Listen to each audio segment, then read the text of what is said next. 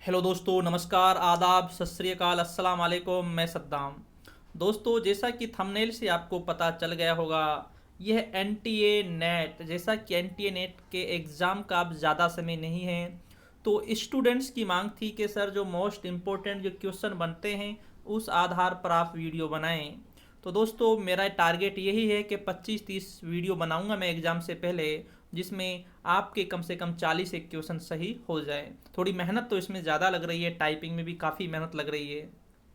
इसलिए मैंने कल का जो मेरा वीडियो था उसमें मैंने ये बताया भी था, अगर स्टूडेंट को इंटरेस्ट आएगा और अच्छे व्यूज मिलेंगे तो इसीलिए हम थोड़ी अच्छी मेहनत और भी अच्छी मेहनत करेंगे। अगर व्यूज कम मिलेंगे तो हम आगे वीडियो नहीं बनाएंगे। तो दोस्तों, उसके अच्छे व्यूज आए, अच्छे रेस्पॉन्स मिला, तो उसी आधार पर दोस्तों हमारी ये क्लास नंबर 2 है। दोस्तों, इसमें जो क्वेश्चन है इसमें हमारे हड़प्पा सभ्यता से संबंधित प्रश्न हैं क्लास नंबर 2 में। और जो हमारी क्लास नंबर जो पहली थी दोस्तों, उसमें पाषाण काल से संबंधित क्वेश्चन थे most important, NTA net query lecture और फर्स्ट ग्रेड के आधार पर। तो दोस्तों, जैसा कि आपको पता चल रहा है, एनटीए नेट का एग्ज़ाम का ज़्यादा समय नहीं है, अब किताबें पढ़ने का बहुत कम समय है। तो अब यहाँ पर ये है कि जो प्रश्न है किस तरीके से आ रहे हैं, ज़्यादा से ज़्यादा उन्हें निकाला जाए। तो दोस्तों, ये हमारे प्रश्न हैं, बहुत अच्छे प्रश्न हैं, आपको दिख रहे हैं। पहला पेपर भी आपने देखा होगा, हमारा पिछला वाला वीडियो भी देखा होगा। तो दोस्तों, शुरू करते हैं क्वेश्चन नंबर फर्स्ट। अगर आपने चैनल को सब्सक्राइब नहीं किया है तो सब्सक्राइब करना ना भूलें, साथ में बेल बटन भी दबाएं, जिससे आपको जो भी हम नया वीडियो डालेंगे तो आप तक सबसे पहले पहुंच जाए। क्वेश्चन नंबर दोस्तों पहला है, कालीबंगा से प्राप्त जुता हुआ खेत किस समय का है? ये बहुत अच्छा प्रश्न है दोस्तों। जो कालीबंगा से जो जुता हुआ खेत प्राप्त हुआ है वो किस समय का है? दोस्तों, क्या होता है, अगर हम एक प्रश्न जो होता है उसे कई तरीके से पूछा जा सकता है। यहाँ पर इस तरीके से पूछा जा सकता था, जो कालीबंगा से जुता हुआ खेत प्राप्त हुआ है उसकी जुताई किस तरह की गई थी? जैसे पूरब से पश्चिम की गई थी, या पश्चिम या उत्तर से दक्षिण की गई थी, या किस तरीके से की गई थी? प्रश्न यहाँ पर यह भी पूछा जा सकता था, ठीक है ना। अब दोस्तों, प्रश्न यहाँ पर यह भी पूछा जा सकता था जुते हुए खेत से, कि मिश्रित खेती की जानकारी कहाँ से प्राप्त होती है? वो भी कालीबंगा से प्राप्त होती है। मिश्रित का अर्थ होता है एक खेत में दो फसलें बोई जाती थी। तो दोस्तों, कहने का मतलब ये है, और मैंने ये प्रश्न भी इसी आधार पर तैयार किए हैं। मैं कम से कम एक प्रश्न के अंदर से आपको कम से कम 4-5 उत्तर दूंगा, उसे इस आधार पर समझाऊंगा। तो दोस्तों, जो ये जुता हुआ खेत प्राप्त हुआ है ये प्राक हड़प्पा का है। कब का है? प्राक हड़प्पा का, जिसका अर्थ होता है हड़प्पा से भी पहले का। राइट आंसर इसमें भी है। अब बात करते हैं ये किस तरीके से जुता हुआ है दोस्तों। ये उत्तर से दक्षिण, इस तरीके से जुता हुआ है, उत्तर से दक्षिण। और दोस्तों, ये पूरब से पश्चिम की ओर भी जुता हुआ है, इस तरीके से जुता हुआ। आ गए आपकी समझ में? अब समझना दोस्तों, जो ये उत्तर से दक्षिण जो हलाई की दूरी है 190 सेंटीमीटर है, और जो पूरब से पश्चिम जो हलाई की दूरी है ये है 30 सेंटीमीटर है। अब समझना, अब इतिहासकारों ने क्या अनुमान लगाया भाई, जिसकी दूरी 190 सेंटीमीटर की थी, इस दूरी पर एक फसल इस तरीके से बोई जा रही है उत्तर से दक्षिण वाली हलाई में, इस तरीके से एक पूरब से पश्चिम इस तरीके से बोई जा रही है। तो इतिहासकारों ने अनुमान लगाया, जिसकी दूरी 190 सेंटीमीटर है, इसमें क्या बोए जाते थे दोस्तों? इसमें सरसों बोए जाते थे। क्या बोए जाते थे? सरसों, ठीक है ना। और जिसकी दूरी दोस्तों 30 सेंटीमीटर की थी, इसमें हम चने बता सकते हैं कि चने बोए जाते थे। क्योंकि आज भी दोस्तों राजस्थान में, हरियाणा में बहुत से, आप अगर गांव से जुड़े हुए हैं तो आपको पता होगा, चने के खेत में कुछ सरसों भी डाल देते हैं, ठीक है ना। सरसों भी आज भी मिश्रित खेती की जाती है। राजस्थान में तो हमारे में की जाती है, राजस्थान और हरियाणा के आसपास। अगर आप थोड़े बाहर से हैं तो वहाँ की मेरे को ज़्यादा नॉलेज नहीं है, ठीक है ना। एक खेत में दो फसलें बोई जाती थी। तो यहाँ पर यह भी कह सकते हैं, तो एक जिसकी दूरी 190 सेंटीमीटर है इसमें सरसों बोई जाती थी, जिसकी दूरी 30 सेंटीमीटर है इसमें गेहूं बोए जाते थे। तो आज भी गेहूं के खेत में थोड़े सरसों के दाने भी डाल दिए जाते हैं, बीज भी डाल दिया जाता है, और बाद में उस सरसों को भैंसों के चारे के लिए या गाय के चारों के लिए उपाड़ लेते हैं। देखा होगा आपने। तो कहने का मतलब ये है दोस्तों, एक खेत से दो फसलें प्राप्त होती हैं, दोहरी फसलें, या हम कह सकते हैं मिश्रित खेती जो प्राप्त होती है वो कालीबंगा से प्राप्त होती है। और ये खेत उत्तर से दक्षिण, पूरब से पश्चिम इस तरीके से जुता हुआ था। और ये कब का है दोस्तों? प्राक हड़प्पा के समय का।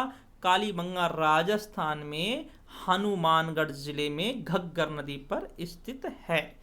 हो गया दोस्तों, कोई नहीं छूटा प्रश्न, पूरा खेत में से प्रश्न हो गए आपके अच्छी तरह, ठीक है ना। अब अगला प्रश्न है दोस्तों हमारा, क्वेश्चन नंबर है दोस्तों हमारा दूसरा। लोथल से प्राप्त बंदरगाह का प्रवेश द्वार भोगवा नदी के किस दिशा में था? ये प्रश्न बहुत अच्छा है दोस्तों। जो यहाँ से लोथल से जो बंदरगाह प्राप्त होता है, ये था दोस्तों बंदरगाह, ये बंदरगाह है दोस्तों, ये बंदरगाह है, ठीक है ना। ये बंदरगाह मान लेते हैं हम, समझना, आपको समझना है, ठीक है ना। इसकी चौड़ाई थी 36 मीटर थी दोस्तों, ठीक है ना। 214 मीटर थी इसकी लंबाई, ठीक है।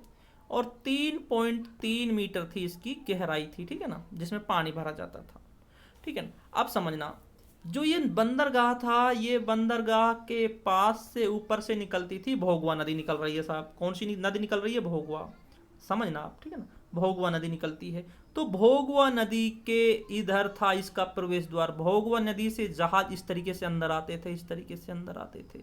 तो कौन सी दिशा में हो गया दोस्तों? उत्तर दिशा में हो गया। कौन सी दिशा में हो गया? उत्तर दिशा में हो गया दोस्तों।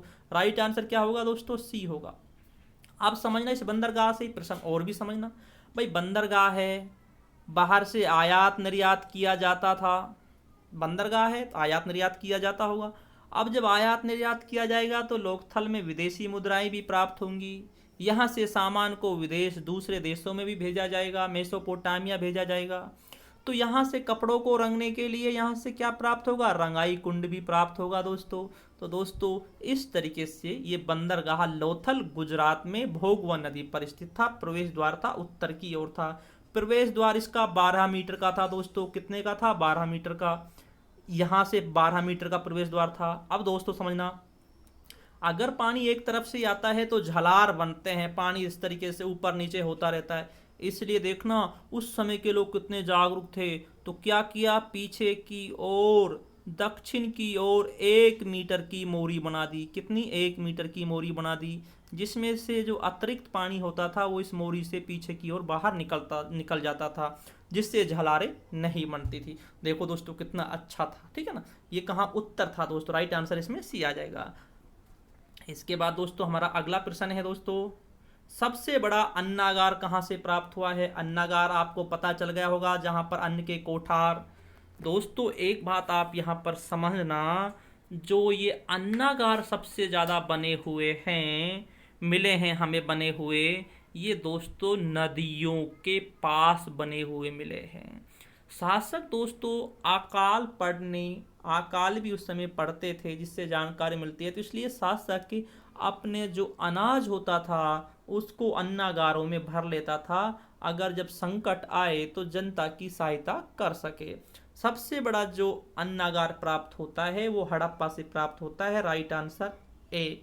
अगर हम यहाँ पर अन्नागार की जगह यहाँ पर स्नानागार होता तो वो मोहनजोदड़ो से प्राप्त होता है। तो इसमें राइट आंसर ए आ जाएगा दोस्तों, ठीक है दोस्तों। इसके बाद दोस्तों अगला प्रश्न है तीसरा। ये प्रश्न है दोस्तों, वो भी तीसरा था, ये भी तीसरा था, क्योंकि दोस्तों हमें थोड़ा टाइप करने में वो हो गया था, फिर बाद में पीडीएफ बनाई थी तो फिर हमने इसको तीसरा ही रहने दिया, कोई प्रॉब्लम नहीं है, ठीक है। इसके बाद दोस्तों पाकिस्तान के बलूचिस्तान से स्थल प्राप्त हुए। दोस्तों एनटीए नेट में ये प्रश्न पूछा गया है, पूछा हुआ प्रश्न है ये प्रश्न बहुत अच्छा प्रश्न है, पूछा हुआ है। पाकिस्तान के बलूचिस्तान से कौन से स्थल प्राप्त हुए हैं? कौन कौन से स्थल प्राप्त हुए दोस्तों? समझना दोस्तों, बालाकोट बलूचिस्तान से प्राप्त होता है, डाबरकोट भी बलूचिस्तान से प्राप्त होता है, सुतकाकोह बलूचिस्तान से प्राप्त होता है, सुतकागेंडोर बलूचिस्तान से प्राप्त होता है। और जो हड़प्पा सभ्यता का पश्चिमी स्थल था, कौन सा पश्चिमी स्थल था? पूर्व पश्चिमी स्थल था, ठीक है ना। और ये दास्क नदी पर स्थित, कौन सी नदी पर? दास्क नदी पर स्थित था। तो कहने का मतलब ये है दोस्तों, इसमें चारों 1 2 3 4 चारों राइट आंसर है। तो राइट आंसर क्या होगा? सी आ जाएगा दोस्तों इसका, ठीक है ना। ये प्रश्न बहुत अच्छा प्रश्न है दोस्तों, और ये प्रश्न ऐसा नहीं है एनटीए के लिए ही, ये प्रश्न आपके लिए कॉली लेक्चर में भी बहुत ही महत्वपूर्ण है, फर्स्ट ग्रेड में भी, और अगर आप पीसीएस यूपीएससी की तैयारी कर रहे हैं तो उसके लिए भी आपके बहुत अच्छे प्रश्न हैं, क्योंकि नेट के लेवल सबसे हार्ड लेवल होता है, उसके बाद कॉली लेक्चर फर्स्ट ग्रेड वो उसके बाद आते रहते हैं, ठीक है ना। अगला प्रश्न है दोस्तों, अग्निकुंड के साक्ष्य कहाँ से मिलते हैं। ये प्रश्न बहुत अच्छा प्रश्न है। यहाँ पर काफ़ी स्टूडेंट थोड़े कंफ्यूजन में भी होंगे, मुझे उम्मीद है, क्योंकि हमने अभी अपने व्हाट्सएप ग्रुप में भी ये प्रश्न डाला था, तो थोड़ा उससे भी मुझे पता चला था कि काफ़ी स्टूडेंट के इसमें डाउट है। समझना दोस्तों, अग्निकुंड के साक्ष्य कहाँ से मिले हैं। लोथल से अग्निकुंड के साक्ष्य मिलते हैं दोस्तों, कालीबंगा से भी मिलते हैं। ये तो बिल्कुल सिंपल है, ठीक है ना।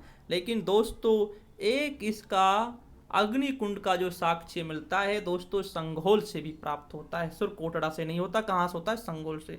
इसलिए इसमें राइट आंसर आएगा 1, 2 और 4। राइट आंसर इसमें ये आ जाएगा, डी आएगा राइट आंसर, ठीक है दोस्तों।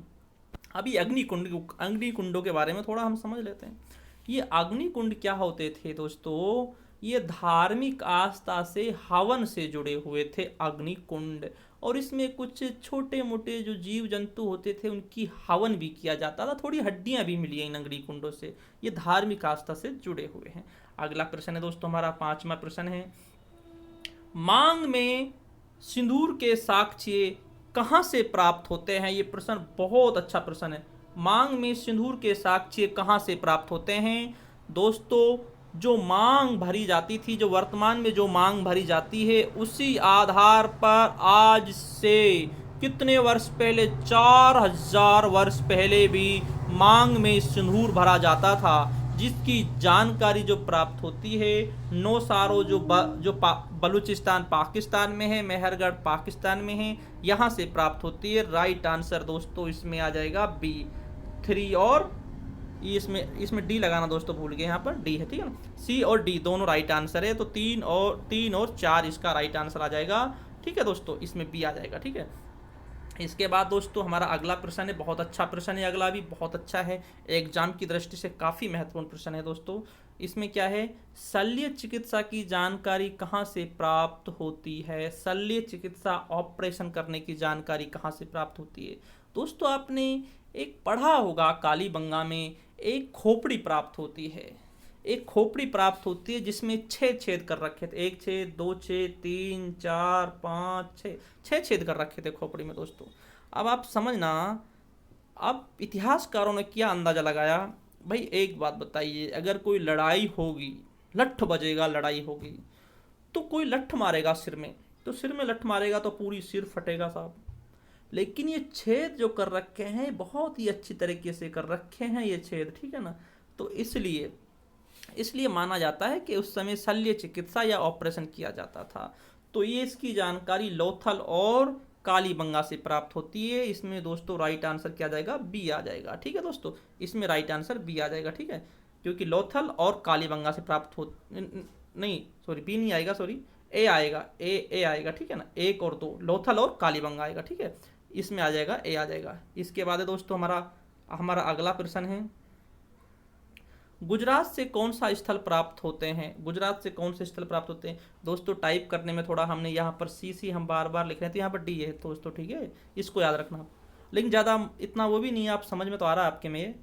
गुजरात से कौन से स्थल प्राप्त होते हैं, जो गुजरात है वहाँ से कौन कौन से स्थल प्राप्त होते हैं दोस्तों, लोथल गुजरात से प्राप्त होता है, ठीक है ना। रंगपुर भी गुजरात से प्राप्त होता है। ये नौसारो बलूचिस्तान पाकिस्तान से प्राप्त होता है। सुरकोटड़ा ये भी गुजरात से प्राप्त होता है। 1, 2 और 4 जो स्थल है ये प्राप्त होते हैं गुजरात से। तो राइट आंसर इसमें क्या आ जाएगा दोस्तों, डी आ जाएगा राइट आंसर, ठीक है ना। एक लोथल भी गुजरात से प्राप्त होता है, रंगपुर भी गुजरात से प्राप्त होता है, सुरकोटड़ा भी, ये नौसारो नहीं होता। अब आप यहाँ पर एक प्रश्न और समझिए आप, पिछली बार जो केवीएस का एग्जाम हुआ था तो उसमें भी ये प्रश्न पूछा गया था, और काफ़ी एग्जाम में ये प्रश्न पूछा जाता है। भारत में या हम कहें विश्व में, भारत में या विश्व में तो सबसे ज़्यादा जो स्थल प्राप्त होते हैं हड़प्पा सभ्यता के, वो भारत में होते हैं, ठीक है ना। इसके बाद अब बात की जा रही है भारत में सबसे ज़्यादा हड़प्पा सभ्यता के स्थल कहाँ से प्राप्त होते हैं, गुजरात से प्राप्त होते हैं दोस्तों। ये प्रश्न काफ़ी बार पूछा गया, सबसे ज़्यादा स्थल प्राप्त होते हैं गुजरात से, ठीक है दोस्तों। अगला प्रश्न दोस्तों हमारा 8वां प्रश्न है, लोथल से प्राप्त होते हैं, लोथल से क्या क्या प्राप्त होते हैं दोस्तों? जो लोथल है यहाँ से क्या क्या प्राप्त होते हैं? अग्निकुंड यहाँ से प्राप्त होता है दोस्तों, और कपड़ों को रंगने की रंगाई कुंड यहाँ से प्राप्त होता है, बंदरगाह यहाँ से प्राप्त होता है। जो ये सबसे बड़ा अन्नागार है ये यहाँ से प्राप्त नहीं होता। ठीक है दोस्तों, इसके बाद हमारा इसमें जो राइट आंसर होगा वो होगा दोस्तों, इसका राइट आंसर 1, 2 और 4, राइट आंसर हमारा इसमें डी आ जाएगा। राइट आंसर क्या आएगा दोस्तों? डी आएगा हमारा। ठीक है दोस्तों, इसके बाद दोस्तों हमारा अगला प्रश्न है, जल प्रबंधन की सबसे अच्छी व्यवस्था कहाँ से प्राप्त होती है? ये प्रश्न दोस्तों एनटीए नेट में पूछा हुआ प्रश्न है दोस्तों, ये जल प्रबंधन की सबसे अच्छी व्यवस्था कहाँ से प्राप्त होती है? तो दोस्तों धोलावीरा से प्राप्त होती है सबसे अच्छी व्यवस्था। राइट आंसर क्या आ जाएगा? सी आ जाएगा दोस्तों। राइट आंसर क्या आएगा? सी। अब समझना, ये जो धोलावीरा है ये मानहर और मानसर नदी पर स्थित है, गुजरात में स्थित है। यहाँ से स्टेडियम के साक्ष्य भी प्राप्त होते हैं, और यहाँ से सूचना पट्टिका, या हम कह सकते हैं नोटिस बोर्ड भी यहाँ से प्राप्त होता है, जिसमें 10 अक्षर हैं, वो धोलावीरा से ही प्राप्त होता है। बहुत ही अच्छा प्रश्न है धोलावीरा। इसके बाद दोस्तों हमारा अगला प्रश्न है, 1947 के बाद सर्वप्रथम खुदाई किसकी की गई? दोस्तों 1947 के बाद प्रश्न यहाँ पर यह भी आता है कि आज़ादी के बाद सबसे पहले खुदाई किसकी की गई? दोस्तों 1950 में रोपड़ की, बनावली की 1973-74 में की गई। ठीक है दोस्तों, इसके बाद धोलावीरा की 1967-68 में की गई। ठीक है दोस्तों, कालीबंगा की 1961 और 62 में की गई। तो दोस्तों सबसे पहले किसकी की जाएगी? सबसे पहले खुदाई रोपड़ की जाएगी, जो 1950 में की गई थी। ये प्रश्न बहुत अच्छा प्रश्न है, काफ़ी बार आया हुआ है कि स्वतंत्रता के बाद या आज़ादी के बाद सबसे पहले खुदाई किसकी की गई, यह यहाँ पर पूछ लिया जाए 1947 के बाद। तो राइट आंसर क्या आएगा? ए आ जाएगा इसमें। ठीक है, अगला प्रश्न है दोस्तों हमारा, सुमेलित कीजिए। जो है हमें इनको क्या करना है? सुमेलित करना है दोस्तों। ठीक है, अब समझना दोस्तों, कालीबंगा है, कालीबंगा से जुता हुआ खेत प्राप्त होता है। क्या प्राप्त होता है जो दोस्तों? जुता हुआ खेत प्राप्त होता है। ठीक है ना। लोथल से हाथी दांत का पैमाना प्राप्त होता है। ठीक है दोस्तों, हड़प्पा से क्या प्राप्त होता है? R37 कब्रिस्तान प्राप्त होता है। ठीक है दोस्तों, मोहनजोदड़ो से वृहत स्नानागार प्राप्त होता है। ठीक है, तो दोस्तों ये हो गया, अब मिलान हो गया MA2। ठीक है ना, 2 आ गया, MA2 आ गया। ठीक है, बी में क्या आ जाएगा? लोथल में 3 आ जाएगा। ठीक है ना, और हड़प्पा से R37। तो इस तरीके से जो राइट आंसर होगा इसका ए आएगा। तो दोस्तों एक बात अब आप इस प्रश्न में समझना, क्योंकि जो मैंने ये प्रश्न बनाए हैं वो एनटीए नेट, कॉलेज लेक्चर और फर्स्ट ग्रेड के आधार पर ही बनाए हैं। एक सब्जेक्ट के आधार पर एक बहुत अच्छे प्रश्न बनाए, काफ़ी मेहनत के बाद बनाए हैं। अब जो ये प्रश्न हैं, 11वां नंबर जो प्रश्न हैं, इस आधार पर प्रश्न पूछे जाते हैं दोस्तों, और एनटीए नेट में इस तरीके से मिलान वाले प्रश्न बहुत ज़्यादा पूछे जा रहे हैं। तो दोस्तों इस तरीके से भी आप इनको तैयार करें अच्छी तरह। ठीक है ना। इसके बाद दोस्तों हमारा अगला प्रश्न है, सुमेलित कीजिए। ये भी सुमेलित करने का है। ठीक है ना, 12वां प्रश्न है। ठीक है, ये जो 12वां प्रश्न है इसको भी क्या करना है? सुमेलित करना है। सुमेलित कीजिए, ये है दोस्तों, सुमेलित करना है हमें इनको। ये दोस्तों कालीबंगा, जो कालीबंगा है यहाँ से क्या प्राप्त होता है दोस्तों? कालीबंगा से अग्निकुंड भी प्राप्त होता है। वैसे अग्निकुंड एक लोथल से भी प्राप्त होता है, संघोल से प्राप्त होता है। ठीक है ना, लेकिन यहाँ पर मजबूत पक्ष देखिए, क्योंकि लोथल से चतुर लोमड़ी की कहानी यहाँ से मिलती है। ठीक है, जब चतुर लोमड़ी की कहानी यहाँ पर आ रही है। ठीक है, हड़प्पा से दोस्तों एच समाधि प्राप्त होती है, और मोहनजोदड़ो से पशुपति की मूर्ति प्राप्त होती है। एक मूर्ति प्राप्त होती है जिसकी थोड़ी दाढ़ी है और मूछें नहीं है, और जिसके आसपास पशुओं के चित्र बने हुए हैं। ठीक है ना, नीचे हिरणों के चित्र बने हुए हैं। तो ये जो पशुपति की मूर्ति को जॉन मार्शल ने आग शिव की मूर्ति भी कहा है, अंध शिव की मूर्ति भी कहा है। तो दोस्तों ये मूर्ति मोहनजोदड़ो से प्राप्त होती है। इस तरीके से जो यहाँ पर राइट आंसर आएगा, कालीबंगा से अग्निकुंड, लोथल से चतुर लोमड़ी, हड़प्पा से क्या है दोस्तों? हड़प्पा से एच समाधि। तो इसमें भी राइट आंसर क्या आएगा? ए आएगा राइट आंसर। ठीक है दोस्तों, इसके बाद हमारा जो अगला प्रश्न है, प्रश्न नंबर हमारा 13वां है।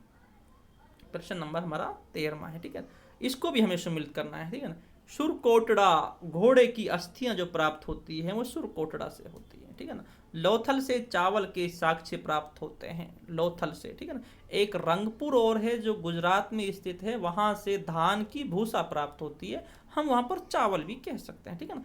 चन्हुदड़ो से दोस्तों, ये जो चन्हुदड़ा है ये पाकिस्तान में सिंध में स्थित है दोस्तों। यहाँ से सिंधु नदी के ये दाएं तट पर स्थित है, और यहाँ से दोस्तों लिपस्टिक के साक्ष्य प्राप्त होते हैं। चन्हुदड़ो के बारे में आपको एक बात और बताऊं, ये चन्हुदड़ो एक ऐसा स्थल था जिसकी कोई चार दीवारी नहीं कराई गई थी, कोई भी यहाँ पर आ जा सकता था, किसी पर कोई प्रतिबंध नहीं था। हम यहाँ पर ये भी मान सकते हैं, अगर कोई ब्यूटी पार्लर होता है, समझना बहुत बहुत अच्छा एग्जाम्पल है, अगर कहीं पर कोई ब्यूटी पार्लर होता है तो वहाँ पर S C S T OBC कोई भी कैटेगरी का व्यक्ति या कोई लेडीज आ सकती है, कोई प्रतिबंध नहीं होता। उसी तरीके से चन्हुदड़ा में भी कोई प्रतिबंध नहीं था, कोई भी यहाँ पर आ सकता था, ठीक है ना। इसलिए चार दीवारी यहाँ पर नहीं कराई गई थी, और मन के बनाने के कारखाने भी चन्हुदड़ों से प्राप्त होते हैं। एक बनावली है दोस्तों, यहाँ से मिट्टी का हल प्राप्त होता है। तो इस तरीके से दोस्तों सुरकोटड़ा में क्या आ जाएगा, 4 आ जाएगा, ठीक है ना। लोथल से क्या आ जाएगा, चावल 1 आ जाएगा, चावल आ जाएगा 2 आ जाएगा, ठीक है। और चंदुड़ो में क्या आ जाएगा, लिपस्टिक आ जाएगा। तो इस तरीके से राइट आंसर इसका क्या आ जाएगा, सी आ जाएगा राइट आंसर, ठीक है दोस्तों। इसके बाद हम आगे बढ़ते हैं, क्वेश्चन नंबर दोस्तों हमारा 14वां है। इसे भी क्या करना है, हमें सम्मिलित करना है दोस्तों, ठीक है ना। जॉन मार्शल, अब समझना दोस्तों, आप यहाँ पर सबसे पहले जो समय ज्ञात किया था वो जॉन मार्शल ने किया था। एक बात आप याद रखना, सबसे पहले अगर प्रश्न आता है सबसे पहले हड़प्पा सभ्यता का समय किसने ज्ञात किया, सबसे पहले किसने बताया था, वो जॉन मार्शल ने बताया था। मैके ने कितना बताया था दोस्तों, 2800 से 2500 बताया था, ठीक है दोस्तों। इसके बाद मार्टिमर व्हीलर ने मार्टिमर व्हीलर ने कितना बताया था, 2500 से 1500। जॉन मार्शल ने ये, मैके ने ये बताया था, ठीक है ना। और कार्बन 14 के अनुसार 2350 से 1750 है दोस्तों, ठीक है ना। इस तरीके से दोस्तों जो इसका जो समय है, वो जो समय है इसका दोस्तों जॉन मार्शल के अनुसार आ गया दोस्तों, ये आ गया ए में 2 आ गया, ठीक है। मैके में 3 आ गया, ठीक है ना। मार्टिमर व्हीलर में 2500 से 1500 आ गया, कार्बन 14 से दोस्तों 1 आ गया। इस तरीके से राइट आंसर ए आ जाएगा। अब यहाँ पर आप समझना, ये सबके अलग अलग विचार हैं, सब एक अलग अलग इतिहासकार हैं, शिवतंत्र हैं, अपने अपने विचार रखने का सबको अधिकार है। लेकिन इसमें जो सबसे कठोर सत्य जो माना जाता है, जो सबसे ऑथेंटिक माना जाता है, वो माना जाता है कार्बन 14 का, क्योंकि ये एक वैज्ञानिक विधि है। तो इसका 2350 से 1750 का जो समय है ये माना जाता है। अगर यहाँ पर 2300 आ जाए और 1700 आ जाए तो भी ये प्रश्न हमारा बिल्कुल सही है, इतनी दूरी हो तो कोई दिक्कत नहीं है, ठीक है। राइट आंसर एक आ जाएगा, ठीक है दोस्तों। इसके बाद दोस्तों हमारा अगला प्रश्न है, मोहनजोदड़ो से प्राप्त वृहत स्नानागार में सीढ़ियां कहां से उतरती थी। दोस्तों ये है मोहनजोदड़ो का वृहत स्नानागार, 39 फीट लंबा, 23 फीट चौड़ा, 8 फीट गहरा स्नानागार हो गया साहब। उत्तर दिशा हो गई, दक्षिण दिशा हो गई, पूर्व दिशा हो गई, और ये पश्चिम दिशा हो गई, ठीक है ना। ये हो गई दोस्तों। इसमें जो सीढ़ियाँ उतरती थी, उत्तर से, यहाँ से और दक्षिण से उतरती थी दोस्तों, उत्तर दक्षिण से सीढ़ियाँ उतरती थी दोस्तों। ये प्रश्न बहुत अच्छा है, उत्तर और दक्षिण से सीढ़ियाँ उतरती थी। लेकिन यहाँ पर अगर प्रश्न पूछ लिया जाए कि इसकी पानी की नाली कहाँ पर थी, तो नाली दोस्तों यहाँ पर थी। कौन सी दिशा में हो जाएगी, इधर दक्षिण हो जाएगी और इधर ये पश्चिम हो जाएगी। दक्षिण और पश्चिम में थी नाली यहाँ पर पानी निकलने के लिए। तो दोस्तों ये था वृहत स्नानागार, जो 39 फीट लंबा था, 23 फीट चौड़ा था और 8 फीट गहरा था। उत्तर दक्षिण पूर्व पश्चिम से सीढ़ियाँ उतरती थी। इसकी चौड़ाई और लंबाई को देखकर इसे एक आश्चर्यजनक स्नानागार भी कहा जाता है, और इसका वृहत स्नानागार नाम जॉन मार्शल ने दिया था। तो उत्तर दक्षिण से इसमें सीढ़ियाँ उतरती है। तो दोस्तों ये था हमारा आज का क्लास नंबर 2 के मोस्ट इम्पोर्टेंट क्वेश्चन। और दोस्तों नीचे आप यहाँ पर स्क्रीनशॉट में भी आपके लिए, आपकी सुविधा के लिए दोस्तों हमने यहाँ पर ये आपके लिए आंसर की दे रखी है, यहाँ से भी आप मिलान कर सकते हैं। और दोस्तों अगर आपको ये पीडीएफ चाहिए तो मैं इसे इस वीडियो के डिस्क्रिप्शन में डाल दूंगा, तो आप वहां से भी इसे डाउनलोड कर सकते हैं। और फिर भी अगर आपको कोई भी प्रॉब्लम है, मेरे यूट्यूब के कवर फोटो पर मेरे व्हाट्सअप नंबर दिए हुए हैं, तो आप वहाँ से भी कोई भी सलाह या कोई भी प्रॉब्लम है तो आप वहाँ से भी पूछ सकते हैं। तो दोस्तों ये वीडियो था, आपको कैसा लगा दोस्तों कमेंट करके ज़रूर बताएं, क्योंकि दोस्तों जैसा आपका रुझान होता है उसी आधार पर दोस्तों हम चलते हैं। अगर व्यूज़ अच्छे मिलते हैं तो हम आगे भी वीडियो बनाते हैं, अगर लगता है कि व्यूज़ कम हैं और फिर काफ़ी मेहनत करें, टाइप करें, काफ़ी मेहनत करने के बावजूद भी अच्छे व्यूज़ नहीं आए तो फिर दोस्तों थोड़ा उत्साह टूट जाता है। सच्चाई दोस्तों ये है। तो दोस्तों अगर आपको वीडियो पसंद आया हो तो लाइक करना ना भूलें, और दोस्तों अगर चैनल को सब्सक्राइब नहीं किया है तो सब्सक्राइब करना ना भूलें, साथ में बेल बटन भी दबाएं। और दोस्तों जो और भी आपके साथी हों उन्हें भी इस वीडियो को आप शेयर करें। ठीक है दोस्तों, शुक्रिया दोस्तों, धन्यवाद।